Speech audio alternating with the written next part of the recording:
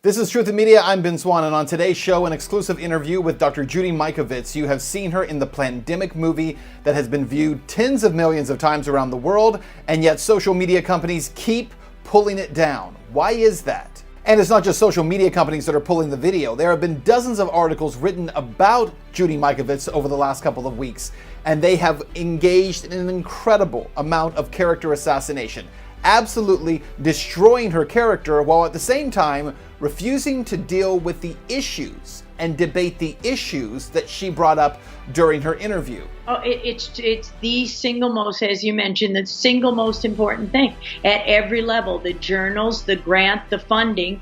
Our exclusive interview right now on Truth in Media.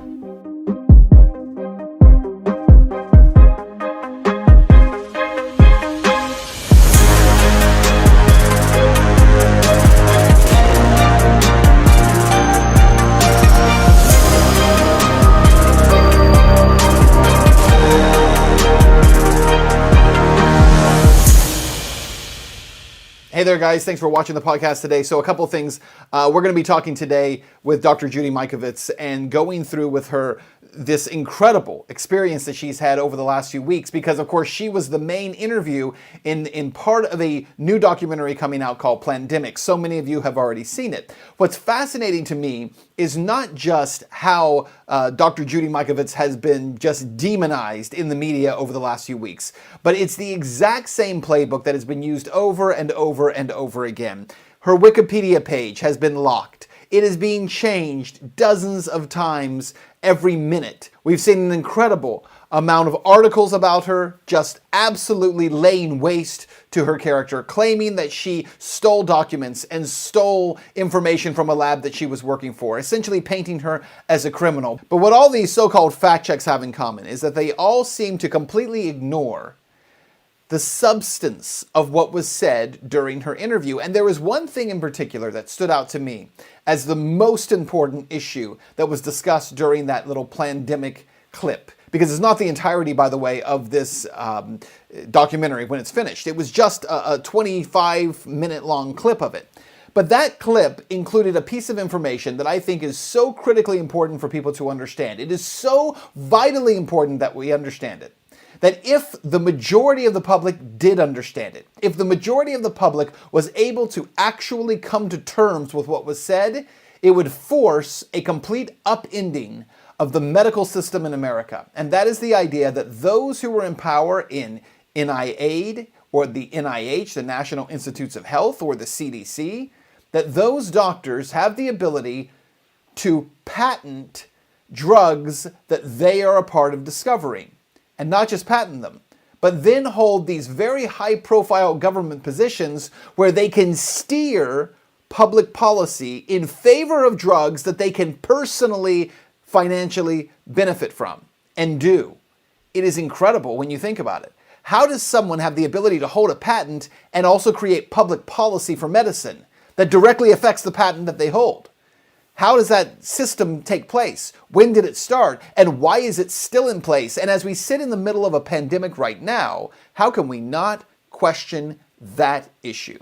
So joining me right now to talk about this, Dr. Judy Mikovits, thanks for being with me. Obviously, you've done a lot of interviews over the last couple of weeks, and there's just a couple of things I really want to touch on, and I want to begin by actually raising a couple questions for you, because one of the claims that's been made over the last few weeks has been from those who say that Judy Mikovits cannot be trusted, that she actually stole documents from the lab she was working at. She claims that she was never arrested or that she was never had a warrant out for her arrest, and they say that they're debunking that fact. I'm going to give you a chance to respond to that. Is any of that true? Did you steal items from the lab you were working for, and how did this all play out? Yeah, in fact, that is absolutely totally false. And I have addressed that with literally for a decade, almost a decade or more. What I was actually arrested for was written in Science, the journal. Basically, it said that I was arrested on felony charges of being a fugitive from justice, but it went on to say that no nobody issued a warrant, whether it either Washoe County, Reno, Sparks, nobody in Nevada, where the institute I worked with was, nobody in Ventura, the police who actually arrested me, no warrant. My house was thoroughly searched. My friend's house was thoroughly searched, and nothing was found. So there never was a charge to base the fugitive from justice felony charge. Dr. Mikovits shared a series of documents through her attorney to prove her statements, including this original booking photo and booking sheet from November 18, 2011. It is correct that while it was reported that Judy Mikovits was arrested on a fugitive from justice charge, that is only a secondary charge.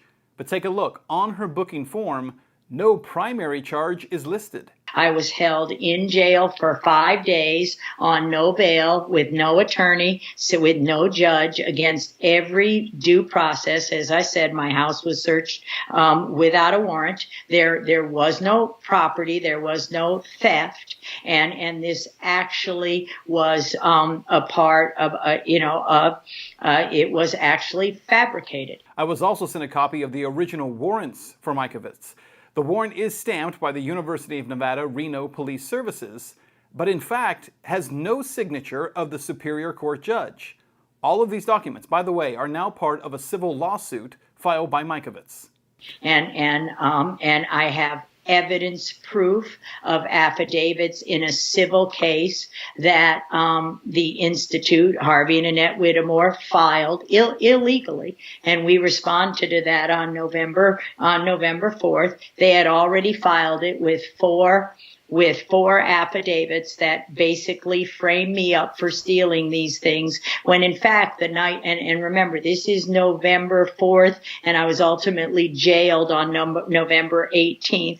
We have two books, Plague, that came out on November of 2014, and Plague of Corruption, which we actually started writing in August of 14, when I learned how much deeper the Plague of Corruption went, and why the notebooks, and why this was fabricated this way, and how Tony Fauci and the NIAID actually paid them off. You can see it again. Embattled institute keeps grants. No, an institute that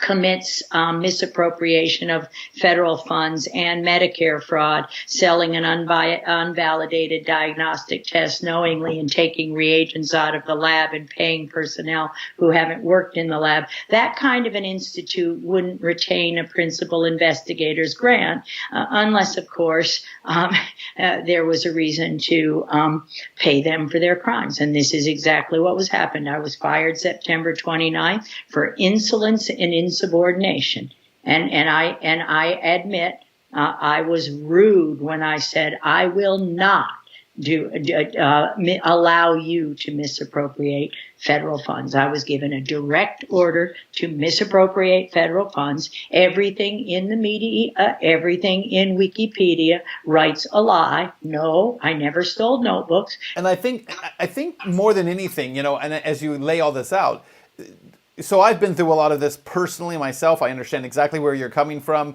But I also think it's important as we talk about this to help viewers to understand what this tactic is so that they can also learn how to recognize it, right? Because you are not the first and you won't be the last person that this happens to. But there's a very clear playbook and how it all plays out. One is the articles, right? These articles all appear at the exact same time. They all show up like being published at the same time in the usual suspects, Daily Beast, Crooks and Liars, as you said, New York Times, Wall Street Journal. They'll all suddenly pop up with the same articles on them.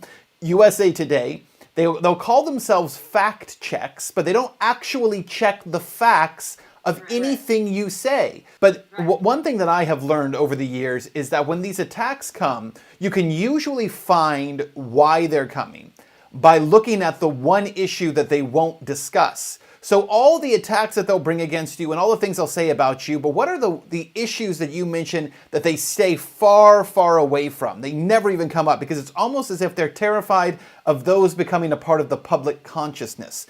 I thought the most shocking thing you talked about, and I consider myself to be a journalist who knows a lot about a lot of things, And one of the things I did not know until your interview was how many people working in the public sector who work for organizations like the NIH and the CDC have the ability to patent a drug and then have the ability to shape the actual policies, like Anthony Fauci is every day, of the country toward the profit that he can make from royalties from that drug. And I thought the fact that you brought this up, this is so critically important that I truly believe it's part of the reason there's been such a vigorous attack against your character and against this attempt to slander you. Can you quickly, we only have about 2 minutes here, just share with us how important of an issue is this moving forward for people to understand the conflict of interest here? Oh, it's the single most, as you mentioned, the single most important thing at every level. The journals, the grant, the funding. So you don't get a job if you don't have the funding, if you don't publish in the journals who are controlling the message, and if you don't get it, if you don't give these talks, you don't get the patent, and you shouldn't have the patent. Universities who are funded by NIH shouldn't have patents, and that's when these conflicts changed. Was the 1983 or 4 Bayh-Dole Act, the senator from Utah, and B-A-Y-H, and Bob Dole. That changed everything, and the drug costs. We wouldn't be experiencing anywhere near the drug costs. The patents are on things, as you said, Tony Fauci steering toward remdesivir when we have solutions that are 70-year-old drugs that cost pennies on the dollar, and including other immune therapies that could prevent these diseases from ever happening. So our entire government is steering towards where you can't make label claims for simple vitamin C or supplements that cost nothing, and driving everything towards drugs, and they have the patents. Yeah, it's absolutely shocking. I'm sure you've seen your Wikipedia page in the last couple of days. What's fascinating, again, that people need to know this. First of all, Wikipedia is a joke. We all know that. They did the same thing to you that they did to me, though, which was they locked your page so that it cannot be changed unless you are approved to make changes. And then if you go and look at the history, there are people making changes to that page every few seconds. It's like every 12 seconds, there is a new edit being made to your page. It happened to me a few years ago, the exact same process.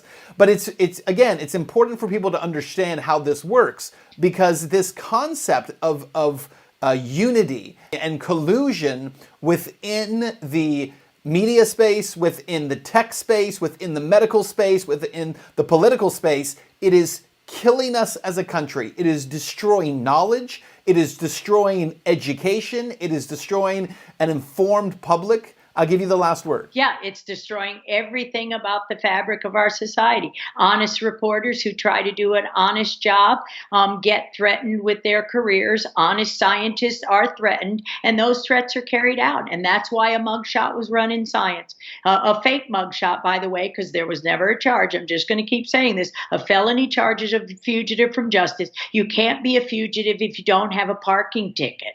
This is crazy, and Tony Fauci has that. It stands to this day, or it did the last time it was at the National Cancer Institute. November 15th, 2016. It still said Judy Mikovits is felony fugitive from justice, and they attempted to detain me on that day, and I got out that door quick. Oh, Dr. Judy Mikovits, thanks so much for your time. Guys, thanks for tuning in, and thanks for continuing to share this content. I don't know what's going to happen with this particular interview, if Facebook and YouTube will pull it down. I suspect they probably will. But I encourage you to share it as much as you possibly can, and stay tuned, because in the next couple of days, we're going to have some very important announcements about the platform that we are working to build, because I believe that there has never been a time more important to create a free speech platform where voices can be heard and dissension is allowed. The time for it is absolutely right now, and we want you to be a part of it. More on that coming up in the next couple of days. Until then, I'll see you soon.